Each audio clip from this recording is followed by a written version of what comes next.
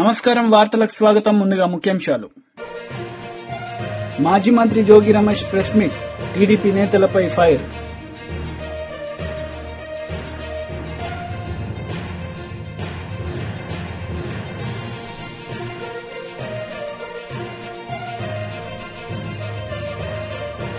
తెలంగాణ జాగృతి అధ్యక్షురాలు కల్వకుంట్ల కవిత మీడియా సమావేశం, పలు అంశాలపై వివరణ. వైసీపీ లీడర్ మాజీ మంత్రి జోగి రమేష్ మీడియా సమావేశం నిర్వహించారు. ఈ సందర్భంగా టీడీపీ నేతలపై ఆయన మండిపడ్డారు. 83 రోజులు మీరు చేసిన దుర్మార్గానికి శిక్ష అనుభవిస్తే ఇంకా మీ మనసు చల్లారలేదని అడుగుతున్నా చంద్రబాబు నాయుడిని, చంద్రబాబు నాయుడు కొడుకుని లోకేష్ని. మిమ్మల్ని ప్రాధేయపడి వేడుకున్నా, నేను ఎక్కడికైనా వస్తాను, అవసరం అనుకుంటే మీ దగ్గరకైనా వస్తాను, జోగి రమేష్ తప్పు చేస్తే ఏ శిక్షకైనా నేను సిద్ధంగా ఉన్నానని చెప్పేసి పదే అడిగితే, మీకు భార్య బిడ్డలు ఉన్నారు, రమ్మని చెప్పేసి ప్రాధేయపడి అడిగితే రాకపోగా నేను దుర్గా గుడికి వెళ్ళి అమ్మ దుర్గమ్మ సాక్షిగా ప్రమాణం చేస్తే సిబిఐ దర్యాప్తు కోరితే వెంటనే అరెస్టు చేసి 83 రోజులు నెల్లూరు జైలు, విజయవాడ జైలు, ఆఖరికి మదనపల్లి జైలు, 3 జైలు తిప్పారే. ఇంకా మీకు రాక్షసానందం తీరలేదా చంద్రబాబు నాయుడు గారు, లోకేష్ అని అడుగుతామని. అంటే ఏం తప్పు చేశానని చెప్పేసి మీరు అంటే బలహీన వర్గాల పక్షాన నేను మాట్లాడటం తప్ప, వైఎస్ఆర్ కాంగ్రెస్ పార్టీ జెండా పట్టుకోవడం తప్ప, ప్రజాస్వామ్యంలో మీరు చేసే అరాచకాలని, ప్రభుత్వం చేసే ప్రజా వ్యతిరేక విధానాలని నా గొంతుగా వినిపించడం తప్ప, అది చేస్తే నన్ను నా కుటుంబాన్ని జైల్లో పెడతారా? మొట్టమొదట 2 నెలలకే అకారణంగా అన్యాయంగా అమెరికాలో ఇంజనీరింగ్ చేసి అక్కడ ఉద్యోగం చేస్తున్న నా కొడుకుని ఇక్కడికి ఎలక్షన్స్కి వస్తే అరెస్టు చేసి అకారణంగా 2 నెలల నుంచే, మీరు ప్రభుత్వంలో అధికారంలోకి వచ్చే 2 నెలల నుంచే స్టార్ట్ చేశారే. అంటే మేము రాజకీయాల్లో ఉండకూడదా? మేము మాట్లాడకూడదా? ఇది రాజరిక వ్యవస్థ అని అడుగుతా ఉన్నా. ఎక్కడికి వెళ్ళిపోతా ఉంది? 83 రోజులు మీరు నన్ను నిర్బంధించి చాలక, జైలు జీవితం అనుభవించింది చాలక, నేను నిన్నగాక మొన్న ఏం మాట్లాడా? మీడియా మిత్రులందరూ కూడా నేను మాట్లాడిన వీడియో క్లిప్పింగ్స్ అందరూ కూడా ప్లే చేయండి. నేను అన్నకూడని మాట్లాడాను, అన్నానా చంద్రబాబు నాయుడు కానీ లోకేష్ కానీ?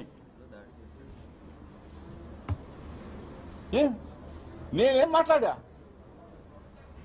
కల్తీ లడ్డు కేంద్ర దర్యాప్తు సంస్థలన్నీ కూడా, కేంద్రంలో ఉన్న ల్యాబ్స్ అన్ని కూడా, కేంద్ర ఆధ్వర్యంలో జరుగుతున్న ల్యాబ్స్ అన్ని కూడా సర్టిఫై చేసి అందులో ఏమీ లేదని చెప్పేసి సిబిఐ రిపోర్టు క్లీన్ చిట్గా ఇచ్చిందని చెప్పేసి మీరు కల్తీ అని చెప్పేసి మిమ్మల్ని మేము అడిగితే, లోకేష్కి బుర్ర పోయింది, పాడైపోయి అంటే చిప్పు పోయిందని కూడా అనకూడదా? చిప్పు దొబ్బిందని అనకూడదా? అంటే ప్రజాస్వామ్యంలో మీరైతే నరికేస్తాం, పొడి చేస్తాం, పాతరేస్తాం అని అసెంబ్లీ సాక్షిగా మీరు మా నాయకుడు జగన్మోహన్ రెడ్డి గారిని మాట్లాడితే తప్పు లేదు, కానీ అమ్మనాబూతులు మాట్లాడితే తప్పు లేదు, కానీ నేను మెదడు పోయిందా అంటే నా మీద అంటే పెట్రోల్ బాంబులు వేస్తారా? అంటే ప్రజాస్వామ్యంలో ఒక బలహీన వర్గాల వ్యక్తి ఇంటి మీద, వ్యక్తి కుటుంబాన్ని హతమార్చాలనో, మట్టు పెట్టాలనో ఇంత దుర్మార్గం, ఇంత రాక్షస ఆనందానికి మీరు పొందుతారా? మా నాన్నగారు ఉన్నారు, నేనంటే ఈరోజు వాయిదా ఉంది కాబట్టి తంబడపల్లి నేను తిరుపతి వెళ్తా, మధ్యలో నాకు తెలిసింది నా భార్య బిడ్డలు పక్కకి వెళ్ళారు అంటే నన్ను, నా కుటుంబాన్ని నాశనం చేయాలని చెప్పి చంద్రబాబు నాయుడు కొడుకు కంకణం కట్టుకున్నారని అడుగుతా ఉన్నా. ఏం తప్పు చేశామని అడుగుతా ఉన్నా. ప్రజాస్వామ్యంలో మేము మాట్లాడటం తప్ప అంటే బుర్ర నీకు పాడైపోయిందంటే నిజంగానే పాడైపోయింది. నీవు పాడవకపోతే నా మీద ఎందుకు దాడికి నువ్వు విసుగొలుపుతావు?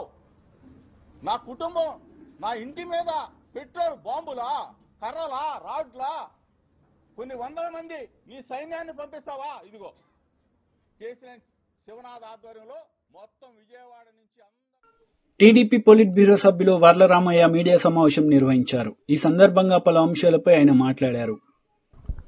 సార్, అందరికీ నమస్కారం అండి. ఒక్క నిమిషం.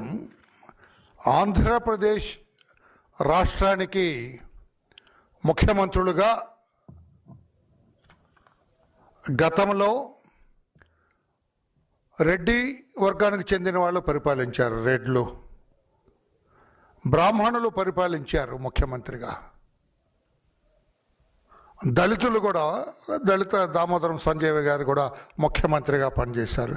వెనకబడిన వర్గాల వాళ్ళు ముఖ్యమంత్రిగా పనిచేశారు, అంజయ్య గారు లాంటి వాళ్ళు. వైశ్యాస్ కొంజేటి రోషయ్య గారు, వెలమలు జలగ వెంగళరావు గారు లాంటి మహానుభావులు, కమ్మ కమ్యూనిటీ నుంచి స్వర్గీయ నందమూరి తారక రామారావు గారు,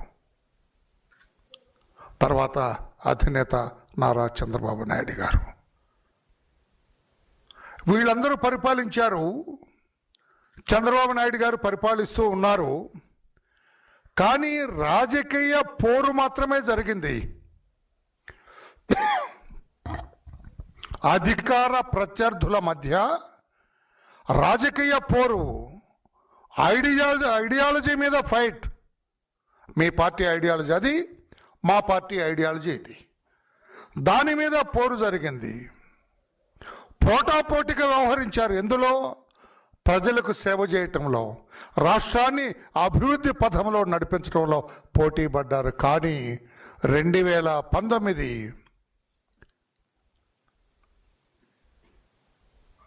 జగన్మోహన్ రెడ్డి గారు ముఖ్యమంత్రిగా పదవి స్వీకారం చేసిన తర్వాత ఒక వింత పోకడ రాష్ట్రంలో బయలుదేరింది. కక్షలు, కార్పణ్యాలు, ద్వేషం, అరాచకం, అప్రజాస్వామికం, రాజ్యాంగ వ్యతిరేకం, అవినీతి, బంధుప్రీతి, ఆశ్రిత పక్షపాతం, ఇవన్నీ కూడా చోటు చేసుకున్నాయి.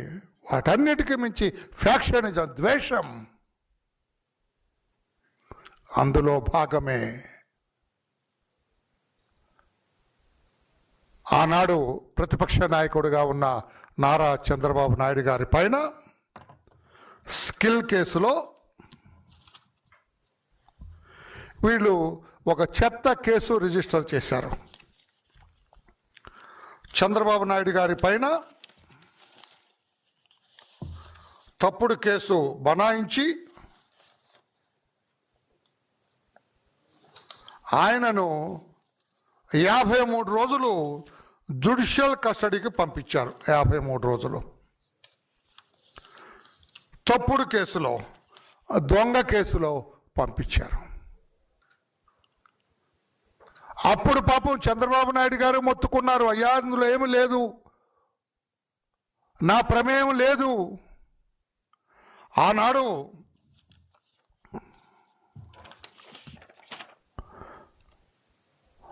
సీమన్స్ స్కిల్ డెవలప్మెంట్ ప్రాజెక్ట్కి ఏపీ స్కిల్ డెవలప్మెంట్ కార్పొరేషన్ 370 కోట్లు సమానమైన నిధులు రిలీజ్ చేశారు. అది వాళ్ళకి వెళ్ళినాయి. మీరు చెబుతున్నట్లుగా చంద్రబాబు నాయుడు గారికి కానీ. తెలంగాణ జాగృతి అధ్యక్షురాలు కల్వకుంట్ల కవిత మీడియా సమావేశం నిర్వహించారు. ఈ సందర్భంగా పలు అంశాలపై ఆమె మాట్లాడారు. కార్యకర్తలు అక్కడక్కడ నిలబడ్డారు.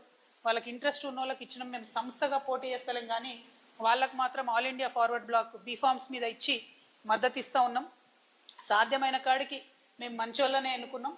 ఏమాత్రం మీరు వాళ్ళని గమనించుకొని మా అభ్యర్థులు కూడా గెలిపించమని కూడా కోరుతా ఉన్నాను. అదేవిధంగా నిన్ననే బడ్జెట్ వచ్చింది. మరి నిర్మలా సీతారామన్ గారు మన తెలుగింటి ఆడబిడ్డ అయ్యుండి కూడా తెలంగాణ ప్రజలను మరొకసారి ఘోరాతి ఘోరంగా మోసం చేయడం, విస్మరించడం అన్నది చాలా అన్యాయం. భారతీయ జనతా పార్టీకి సంబంధించి మన గవర్నమెంట్ టోటల్ యూనియన్ బడ్జెట్ మరీ దారుణం. అది కూడా 1%, 1.2% ఏదో ఉంది. ప్రధానమైనటువంటి విద్యా వైద్యానికి కూడా దేశవ్యాప్తంగా బీజేపీ మరి బడ్జెట్ పెట్టకపోవడం అన్నది కరెక్ట్ కాదు. దీని మీద ముఖ్యంగా తెలంగాణ యువ మిత్రులందరూ కూడా ఆలోచించాలని చెప్పి నేను అప్పీల్ చేస్తా ఉన్నాను. అదేవిధంగా ఇది 12వ గవర్నమెంట్ భారతీయ జనతా పార్టీ. తెలంగాణ రాష్ట్రం ఏర్పడి 12 సంవత్సరాలు అవుతుంది. ఈ 12 సంవత్సరాల్లో ఇంకా కూడా ఏపీ రీఆర్గనైజేషన్ యాక్ట్కి సంబంధించి అనేక విషయాలు పెండింగ్ ఉన్నాయి. ఇన్ఫ్రాస్ట్రక్చర్ ఫండ్స్ పెండింగ్ ఉన్నాయి. మన రాష్ట్ర ప్రభుత్వం 47 అంశాల మీద అడిగితే ఒక్కటంటే ఒక్క అంశంలో కూడా ఒక్క రూపాయి కూడా ఇవ్వకపోవడం కేంద్ర ప్రభుత్వం నిజంగా దారుణం. నేషనల్ ప్రాజెక్ట్ స్టేటస్ ఏది కూడా ఇవ్వాలి, అది pending. Urban development funds pending. New airports for Telangana pending. Regional ring road pending. Metro rail phase 2 pending. ఈ మెట్రో రైల్ ఫేజ్ 2 పెండింగ్ ఎందుకుందంటే కిషన్ రెడ్డి గారు ఏమంటున్నారంటే ఫేజ్ 1 అయిపోయినటువంటి రిపోర్ట్ ఇస్తే రాష్ట్ర ప్రభుత్వం ఆ తర్వాత ఫేజ్ 2 ఫండ్స్ ఇస్తారంట. మాజీ మంత్రి బొత్స సత్యనారాయణ మీడియా సమావేశం నిర్వహించారు. ఈ సందర్భంగా టీడీపీ నేతలపై ఆయన మండిపడ్డారు. ఏంటండి ఇది? రాంబాబు ఇన్సిడెంట్ చూసాం మనం. ఆయన ఏదో మా నోరు జారారు అన్నారు. చెప్పారు ఆయన, నా వయసుకి మాట్లాడడం సరికాదు, నేను అనలేదు. అది కూడా నన్ను వచ్చి ఎవరైనా తిడితే దానికి బదులుగా చూసుకుందామని చెప్పి అన్నాను తప్ప నేను ఏ వ్యక్తిని అనలేదని చెప్పాడు. అయినా దాన్ని విత్డ్రా చేసుకున్నానని చెప్పాడు. మనం తీసుకొని చరిత్ర తీసుకోండి. అయినా వాళ్ళేదో మాట్లాడారు, బాస్తూ లేదు, తెలుగుదేశం పార్టీలో ఉన్న వాళ్ళు మాట్లాడారని మేము మాట్లాడాల్సిన అవసరం మాకు లేదు. ఉదాహరణకు చెప్తున్నాను. కానీ అయితే పోలీసుల దగ్గరుండి ఆయన మీద దాడి చేయిస్తారా? కార్యకర్తలు దాడి చేయిస్తారా? మనుషులు కార్యకర్తలు అంటే ఎవరికి లేరనుకుంటున్నారా? దయచేసి ఇది సాంప్రదాయం కాదు. ఆంధ్ర రాష్ట్రం, తెలుగు ప్రజలు భారతదేశంలోనే అందులో స్వామ్యులనే ఒక పేరు ఉంది. చట్టాన్ని గౌరవిస్తారనే ఒక పేరు ఉంది, ఒక నాండు ఉంది. దయచేసి చంద్రబాబు నాయుడు గారు ఇలాంటి అప్రతిష్టలు మూటగట్టుకోకండి. పోయింది మీ పరిపాలనది ఆ పేరు. ఇప్పుడు మళ్ళీ ఇది ఒక బీహార్ లాగో తయారవుతుంది. ఇదేనా? రాష్ట్ర ప్రజలు ఆలోచించమని కోరుతున్నాను ఈ ప్రభుత్వం తాలూకు పనితీరుని.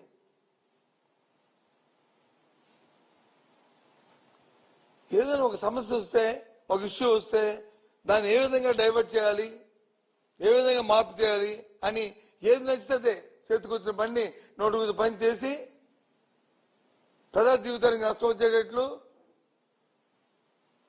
ప్రజా జీవితాన్ని ఇబ్బంది పడేటట్లు కార్యక్రమాలు చేయడం అనేది పరిపాలిస్తున్న ముఖ్యమంత్రికి తగదు.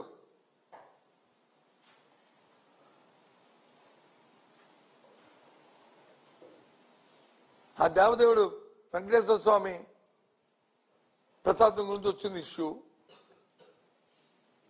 మీరే చెప్పారు కదా, నేనే శ్యామలరావు ఆఫీసర్ వేశాను, ఎన్డీపీ రిపోర్ట్ మీద తెప్పించామని. ఎన్డీపీ రిపోర్ట్ చెప్పింది కదా, సిబిఐ చెప్పింది కదా.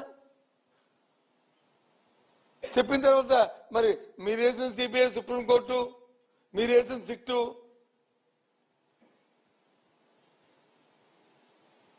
ఇచ్చిన ఫైండింగ్ల మీద మీకు నమ్మకం లేకపోతే అంటే వ్యవస్థ మీద మీకు నమ్మకం లేదు అంటే చంద్రబాబు నాయుడు ఏది చెప్తే ఏ జువా అని వెంటనే అది చేయాలా? ఇదే ప్రజాస్వామ్యం అనుకుంటున్నారా? మీరు జాగీర్ అనుకుంటున్నారా ఈ ప్రభుత్వం అంటే? నార్పల మండలం బండ్లపల్లి గ్రామంలో పరిరక్షణ యాత్రను ప్రారంభించిన ఏపీసీసీ చీఫ్ వైఎస్ షర్మిలారెడ్డి ఈ సందర్భంగా ఆమె ప్రసంగించారు.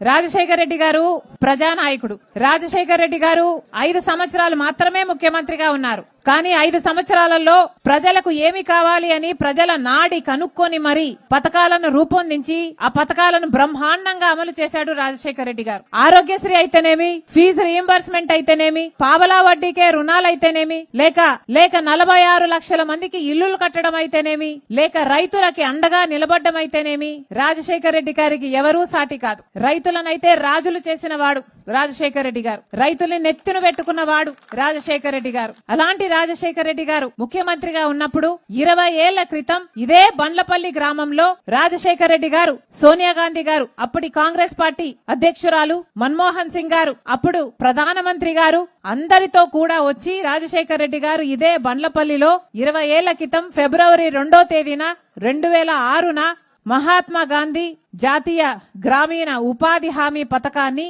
ఇక్కడే జన్మింపచేశారు.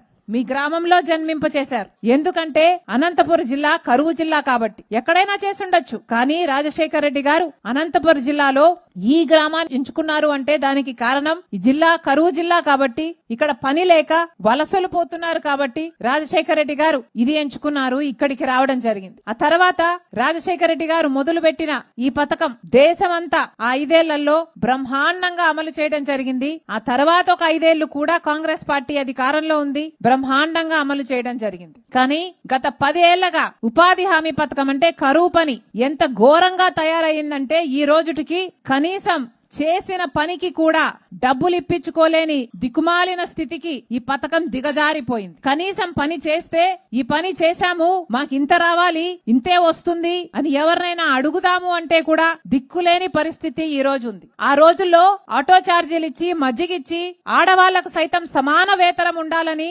రాజశేఖర రెడ్డి గారు ఎంతో ఆలోచన చేసి ఇది పైలట్ ప్రాజెక్ట్ గా ఆంధ్రప్రదేశ్ లో తీసుకున్నారు కాబట్టి ఎన్నో ఆలోచనలు. ఆడవారికి కూడా సమాన వేతనం ఉండాలన్నది ఒకటైతే, డైరెక్ట్ గా డబ్బులు వాళ్ళ అకౌంట్ లోనే వాళ్ళ చేతుల్లోకే వస్తే కమిషన్లు కట్టింగ్లు ఎక్కడా జరగవని రాజశేఖర రెడ్డి గారు ఆ రోజుల్లోనే 60 లక్షల అకౌంట్లు ఓపెన్ చేపించారు. ఇలాంటివి ఎన్నో నూతనంగా ఆలోచన చేసి రాజశేఖర రెడ్డి గారు ఆంధ్ర రాష్ట్రంలో విధి విధానాలు ఆ పథకానికి రూపొందిస్తే, ఆ తర్వాత మిగతా రాష్ట్రాలలో కూడా ఈ పథకాన్ని అమలు చేస్తే, ఈ రాష్ట్రంలో రాజశేఖర రెడ్డి గారు అమలు చేసిన విధి విధానాలు అద్భుతంగా ఉన్నాయని పక్క రాష్ట్రాల వాళ్ళు కూడా వచ్చి ఇక్కడ కనుక్కొని వెళ్లి మిగతా రాష్ట్రాలలో కూడా అమలు చేసిన పరిస్థితిని ఆ రోజు చూసాం. ఈ పథకం ఆ 10 ఏళ్లు ఎంత అద్భుతంగా నడిచింది అంటే దేశ విదేశాల నుంచి కూడా మన ఆంధ్ర రాష్ట్రానికైతేనేమి మన దేశంలో జరుగుతున్న ఈ పథకం గురించి రీసెర్చ్ పేపర్లు రాశారు. ఇది అద్భుతమైన పథకం అన్నారు. ఎందుకు అంటే ఇంత పెద్ద ఎత్తున ఎంప్లాయ్మెంట్ క్రియేట్ చేసే స్కీము ఇంకొకటి లేదు ప్రపంచంలోనే అని గ్రహించారు కాబట్టే దీని మీద రీసెర్చ్ పేపర్లు కూడా రాశారు. ఎన్నో పెద్ద పెద్ద యూనివర్సిటీ, లండన్లు, అమెరికన్లు, ఇట్లా పెద్ద పెద్ద యూనివర్సిటీలలో కూడా అలాంటి పథకం అంత వైభవంగా అంత బ్రహ్మాండంగా జరిగిన పథకాన్ని ఈ రోజుకు ఏ స్థాయికి దిగజార్చారటే కనీసం చేసిన పనికి వేతనాలు కూడా ఇప్పించుకోలేని స్థితికి ఈ రోజు దిగజారిపోయింది. కనీసం మంచినీళ్లు ఇచ్చే దిక్కు లేదు పనికి వెళ్తే. 100 రోజులు ఉపాధి హామీ పథకం అన్నది 100 రోజులు ఎవరైనా పని అడిగితే లేదు అనకుండా 100 రోజులు పని ఇవ్వాలి అన్నది చట్టం చెప్తుంది, ఉపాధి హామీ చట్టం చెప్తుంది. రాజశేఖర రెడ్డి గారు ముఖ్యమంత్రిగా ఉండగా, కాంగ్రెస్ పార్టీ అధికారంలో ఉండగా ఈ పథకము అలాగే 100 రోజుల పాటు నడిచింది. ఇప్పుడు ఎన్ని రోజులు నడుస్తుందో తెలుసా? కనీసం 50-60 రోజులు కూడా నడవడం లేదు. గత సంవత్సరం 52 రోజులు మాత్రమే నడిచింది. అంటే ఏ ఒక్క కుటుంబము కూడా 100 రోజులు పని ఏ ఒక్క కుటుంబానికి కూడా ఇవ్వలేదు. యావరేజ్ మీద తీసుకుంటే కేవలం 52 రోజులు మాత్రమే సంవత్సరంలో పని ఇచ్చారు పాలకులు. అంతకుమించి డబ్బులు ఇవ్వలేదు కాబట్టి పని లేదు అని పంపేశారు. ఇలా 1 కాదు 2 కాదు, ఎంతో వైభవంగా రాజశేఖర రెడ్డి గారు ఉండగా లక్షల మంది ఉపాధి హామీలో పనిచేస్తే పోయిన సంవత్సరం ఒకటే సంవత్సరంలో 20 లక్షల జాబ్ కార్డులు తొలగించేసింది ప్రభుత్వం. 20 లక్షల జాబ్ కార్డులు అంటే పేదవాడు పని చేసుకోకూడదన్నమాట. ఎందుకంటే పేదవాడు పని చేస్తే వాడికి మళ్ళీ డబ్బులు ఇవ్వాలి కాబట్టి. ఇది వరకైతే చట్టంలో 100% కేంద్రమే పెట్టుకోవాలి, ఉపాధి హామీ బడ్జెట్ మొత్తం కేంద్రం పెట్టుకోవాలి అన్నది చట్టం అయితే, ఇప్పుడు బీజేపీ పార్టీ కొత్త చట్టం తెస్తుందట. ఆ చట్టం విబి గ్రామ్ అంటారట. ఆ చట్టంలో రాష్ట్రం కూడా 40% పెట్టుకోవాలట, కేంద్రం 60% మాత్రమే పెట్టుకుంటుందట. మన రాష్ట్రం ఉపాధి హామీకి డబ్బులు పెట్టుకునే స్థితిలో ఉందా? ఇప్పటికే మన రాష్ట్రంలో ప్రభుత్వంలో పనిచేస్తున్న వారికి జీతాలు ఇవ్వడానికి కూడా డబ్బులు లేవు. జగన్మోహన్ రెడ్డి గారు యథేచ్ఛగా అప్పులు చేశారు, చంద్రబాబు గారు యథేచ్ఛగా అప్పులు చేస్తున్నారు. ఇప్పటికే మన రాష్ట్రం మీద 11,000 కోట్ల అప్పు ఉంది. బీజేపీ నేతలు మీడియా సమావేశం నిర్వహించారు. ఈ సందర్భంగా పలు అంశాలపై వారు మాట్లాడారు. మహిళలకి, రైతాంగానికి, పేదలకి అనేక రకమైనటువంటి వారికి మేలు చేకూర్చేటువంటి బడ్జెట్ని ఇవ్వటం జరిగింది. తెలంగాణ రాష్ట్రం కూడా దక్షిణాది రాష్ట్రాలన్నీ, అందులో తెలంగాణ అభివృద్ధి పథంలో ముందుకు దూసుకుపోయే విధంగా అనేక ఆపర్చునిటీస్తో, అవకాశాలతో నిండినటువంటి బడ్జెట్ ఇది. కేవలం తెలంగాణ కాదు, మరో తెలుగు రాష్ట్రమైనటువంటి ఆంధ్రప్రదేశ్ కానివ్వండి, తమిళనాడు, కేరళ, ఈ రాష్ట్రాలన్నీ కూడా ఈ బడ్జెట్ నుంచి తమ ఆర్థిక అభివృద్ధి గ్రోత్ రేట్ ఏదైతే ఉందో దాన్ని పెంచుకోవటానికి అపారమైనటువంటి అవకాశాలు కల్పించినటువంటి బడ్జెట్. ఇందులో మీరు చూశారు ఏ విధంగా ఫార్మా రంగంలో ఫస్ట్ ఆఫ్ ఆల్ 3 నుంచి 7 హై స్పీడ్ రైల్ కారిడార్స్ దాదాపు 16 లక్షల కోట్లతో పెట్టుబడి పెట్టనుంటే 7 హై స్పీడ్ రైల్ కారిడార్స్ని కేంద్రం నిన్న బడ్జెట్లో అనౌన్స్ చేస్తే దీనిలో 3 హైదరాబాద్ నుంచి ప్రారంభమయ్యేటువంటి, హైదరాబాద్ ఒక నోడ్గా ఉన్నటువంటి హై స్పీడ్ రైల్ కారిడార్స్. ఇది పూణే హైదరాబాద్ బెంగళూరు, హైదరాబాద్ చెన్నై, ఇటువంటి 3 ప్రధాన కారిడార్స్ని 3 ఇవ్వటం ద్వారా తెలంగాణ పైన, హైదరాబాద్ పైన కేంద్ర ప్రభుత్వానికి, నరేంద్ర మోదీ గారికి ఇక్కడ ఉన్న అభివృద్ధి అవకాశాలని ఏ విధంగా ఉపయోగించాలో ఎటువంటి సంకుచిత భావం లేకుండా కాంగ్రెస్ పార్టీ లాగా ఒక రాజకీయ కోణంతో కేంద్రం చూడదు. హైదరాబాద్ కేంద్రంగా ఇటువంటి రైల్వే రంగ నిర్మాణానికి అవకాశం ఉంది కనుక పూర్తి శ్రద్ధ వహించి ఇంత పెద్ద మొత్తంలో ఒక మేజర్ అనౌన్స్మెంట్ చేయటం జరిగింది. దీనికి ఇంతవరకు తెలంగాణ ప్రభుత్వం ధన్యవాదాలు తెలియచెప్పకపోవటం వారి దౌర్భాగ్య రాజకీయాలకి ఇది ఒక ఉదాహరణగా చెప్పచ్చు. మేము అదేగా ఏదో ఒక రకంగా లిస్టు తయారు చేసుకొని ముందుగానే ఏదో రాజకీయ ఎజెండాతో ముందుకు వెళ్ళటం వేరు. ఇంత పెద్ద రైల్వే రంగంలో ఒక ప్రధానమైనటువంటి ఒక అనౌన్స్మెంట్ కేంద్రం నిన్న చేసి లక్షల కోట్ల పెట్టుబడి పెట్టనుంటే దాన్ని మెచ్చుకోకపోవటం, తెలంగాణకి ఏమి ఇవ్వలేదు అన్నటువంటి అబద్ధాలు ప్రచారం చేయటం తెలంగాణ మంత్రులకి, రాష్ట్ర ప్రభుత్వానికి తగదు. అలాగే మీరు చూస్తే ఫార్మా రంగంలో తెలంగాణ చాలా ముందుంది. సో ఫార్మస్యూటికల్ రంగంలో బయోఫార్మా శక్తి అనేటువంటి ఒక ఇనిషియేటివ్ ద్వారా, స్కీమ్ ద్వారా భారతదేశం బయోఫార్మా మ్యానుఫ్యాక్చరింగ్లో ఒక అగ్రగామి దేశంగా తీర్చిదిద్దుతామని చెప్పి నిన్న ఆర్థిక మంత్రి నిర్మలా సీతారామన్ గారు చెప్పడం జరిగింది. దానికోసం 7 నైపర్స్ ఏవైతే ఉన్నాయో, national institutes of pharmaceutical education and research, వాటిని బలోపేతం చేస్తాము అని చెప్పడం జరిగింది.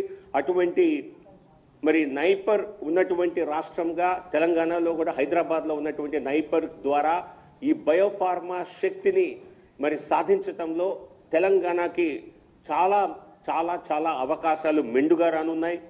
దీని గురించి రాష్ట్ర ప్రభుత్వం తెలియక మాట్లాడటం లేదా అబద్ధాల ప్రచారం చేస్తున్నారా చెప్పాల్సి ఉంటుంది.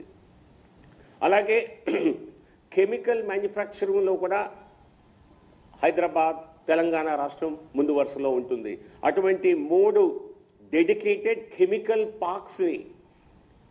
వార్తలు ముగించే ముందు ముఖ్యాంశాలు మరోసారి. మాజీ మంత్రి Jogi Ramesh press meet, TDP నేతలపై ఫైర్.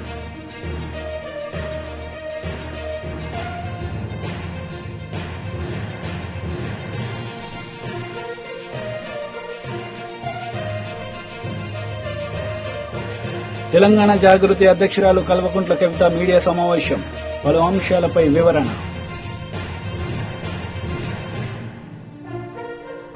ఈ వార్తలు ఇంతటితో సమాప్తం. తిరిగి ప్రసారమయ్యే వార్తల్లో మళ్ళీ కలుద్దాం. అంతవరకు సెలవు. నమస్తే.